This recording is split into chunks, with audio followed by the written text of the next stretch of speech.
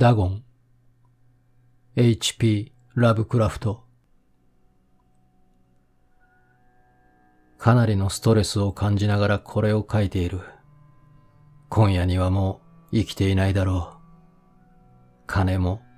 頼みの綱の薬も尽きた。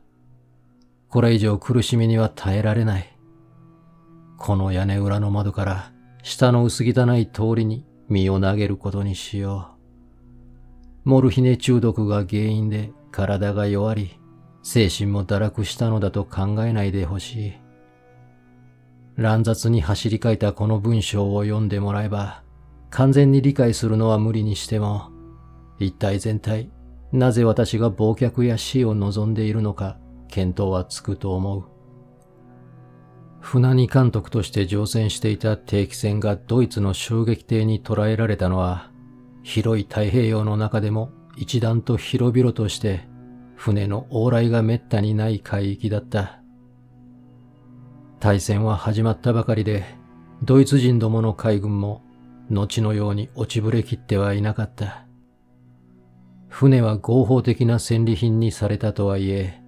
乗組員は海軍の捕虜として相応の公正さと配慮をもって扱われた。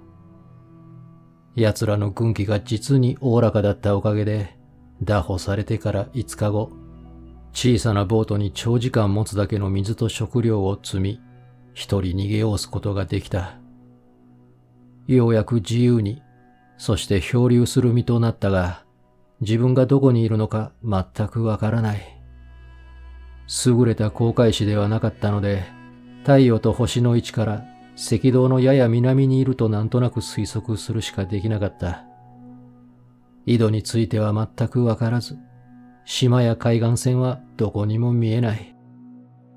晴れた日が続き、焼けつくような太陽のもと、何日も当てどなく漂流した。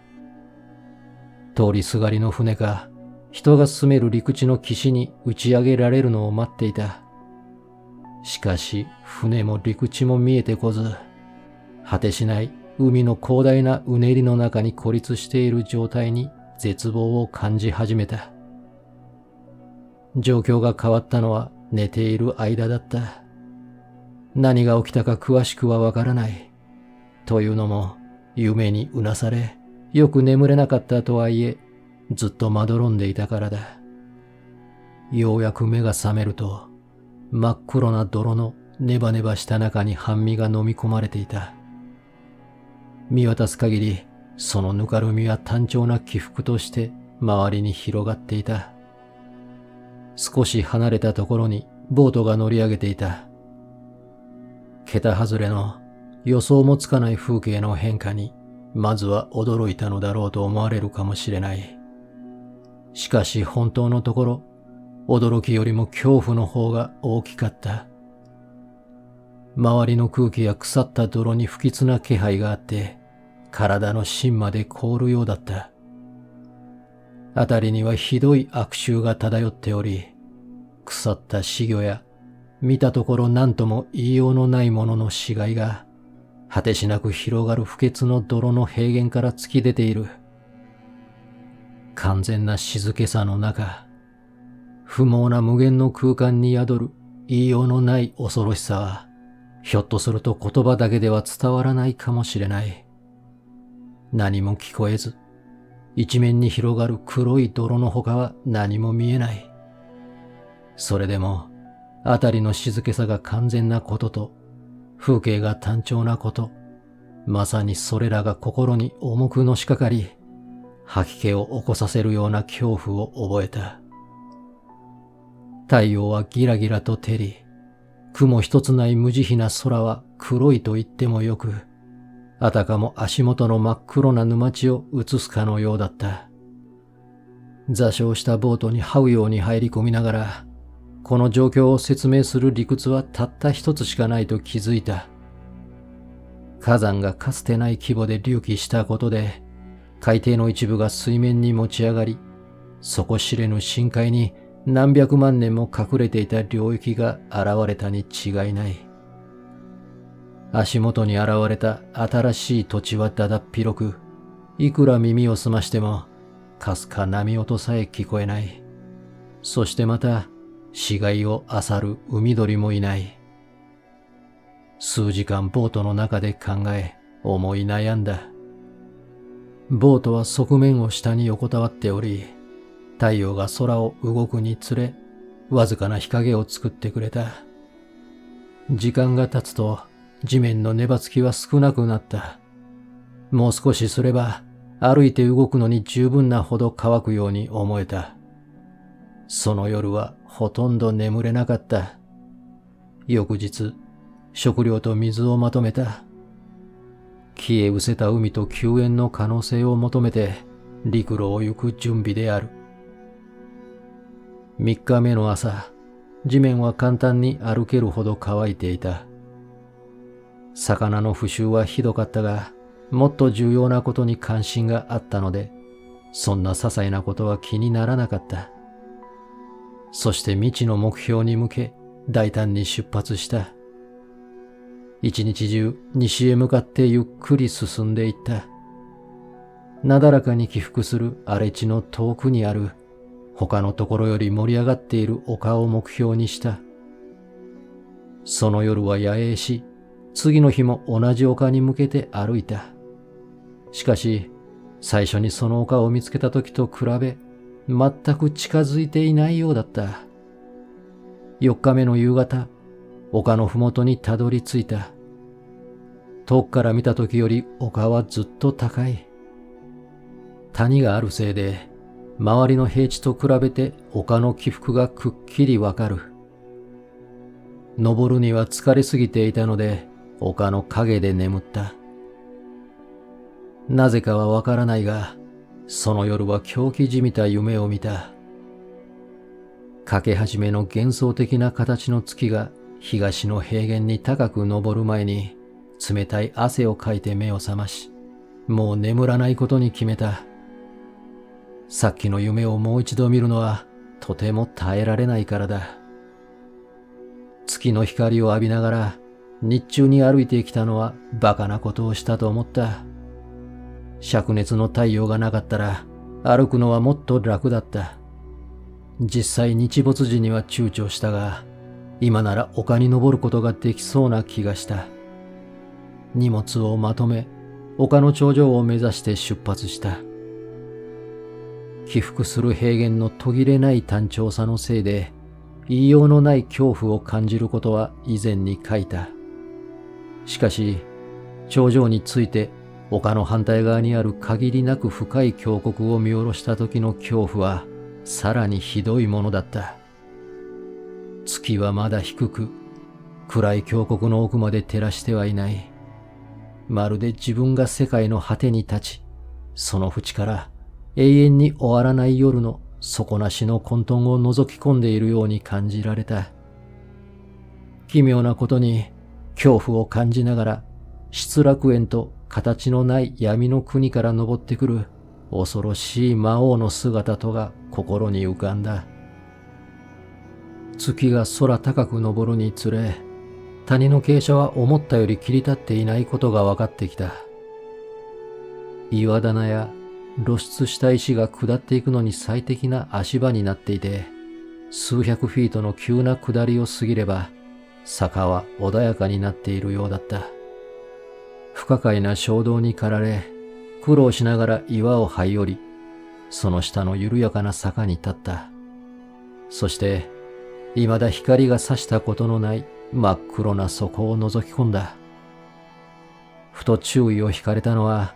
前方およそ100ヤードのところにそそり立つ、向かいの斜面にある大きくて奇妙な物体だった。それは高度を増す月の光に照らされて白く輝いていた。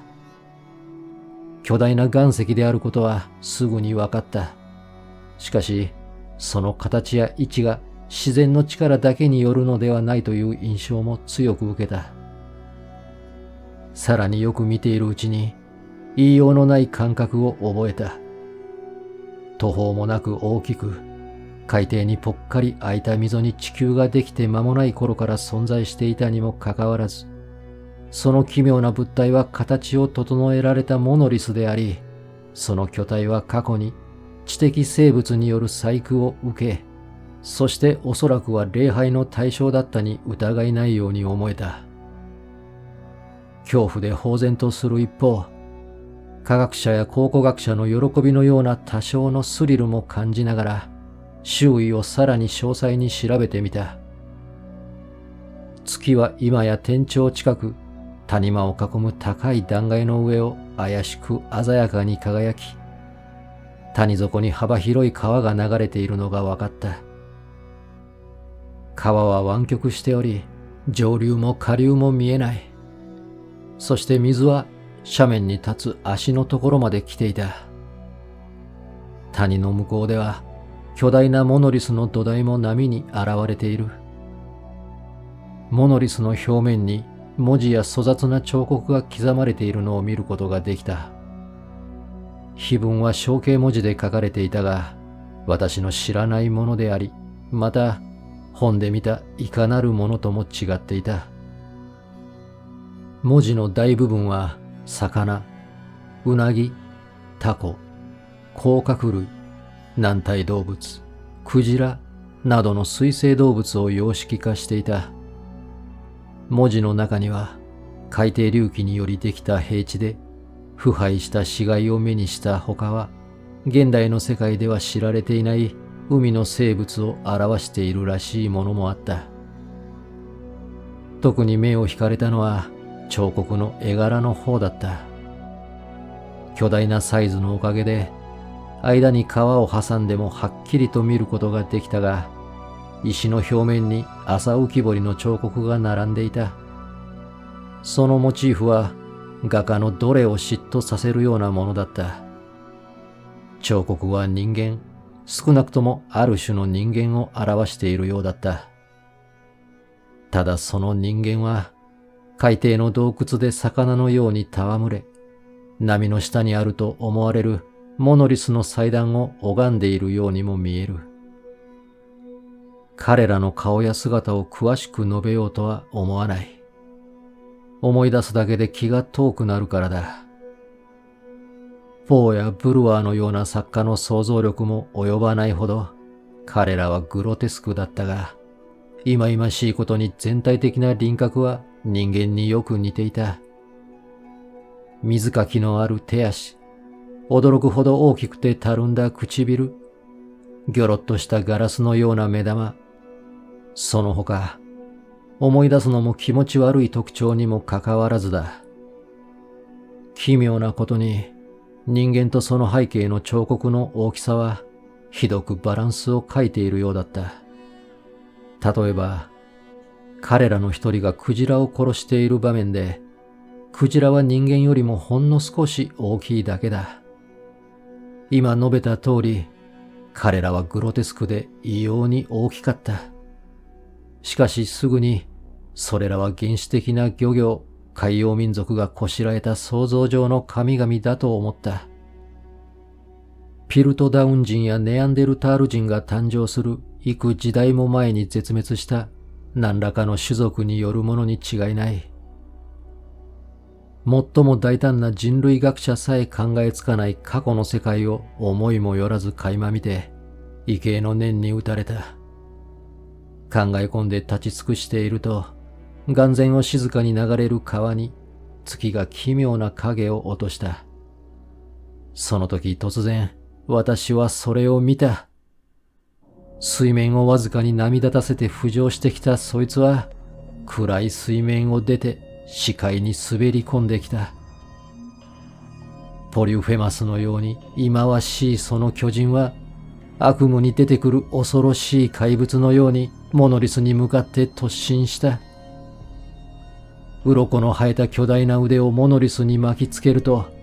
巨人は醜い頭を垂れて、ゆっくりした一定の声を発した。私はその時に狂ってしまったのだと思う。半狂乱で斜面と崖を登り、座礁したボートのところに錯乱しながら戻ったが、その時のことはほとんど覚えていない。多くの歌を歌い、歌えない時は奇妙な笑い声を上げたと思う。ボートに到着して間もなく、大きな嵐があったのをぼんやりと覚えている。少なくとも雷鳴と自然が最も荒れ狂った時にしか発しないような轟音を耳にしたと思う。気がつくとサンフランシスコの病院にいた。アメリカ船の船長が海の真ん中で私のボートを見つけ、病院まで運んでくれたのだ。錯乱しながら多くのことを話したが、ほとんど相手にされなかった。太平洋上で大地が隆起したことについて、救助してくれた人たちは何も知らなかった。それに、彼らが信じられないだろうことについて、あれこれ言っても意味がない。一度、著名な民族学者を探し出し、魚神ダゴンに関する古代フェリシテ人の伝説について、相手に笑われるような風変わりな質問をしたことがある。しかしすぐ、彼が絶望的なまでに常識的であるのがわかり、質問をやめた。夜、とりわけ、かけ始めた月が満月と半月になる頃、あの巨人が見える。モルヒネを試してみたが、薬物によって得られたのは一時的な安らぎだけで、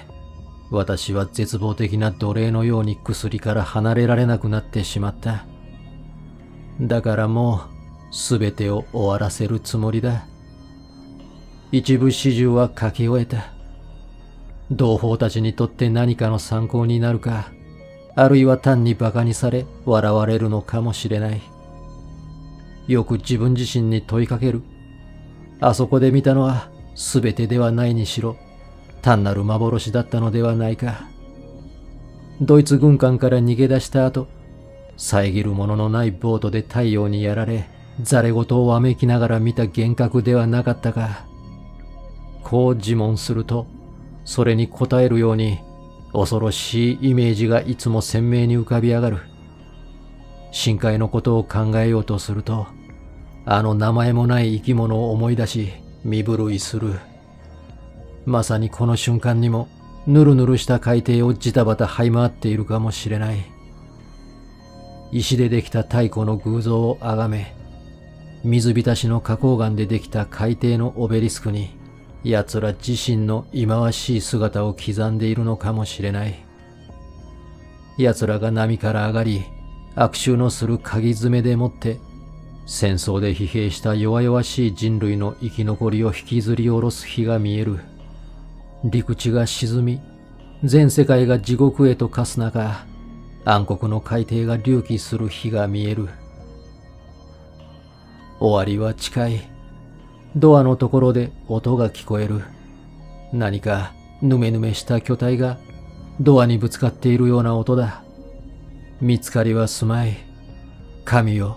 あの手が窓に。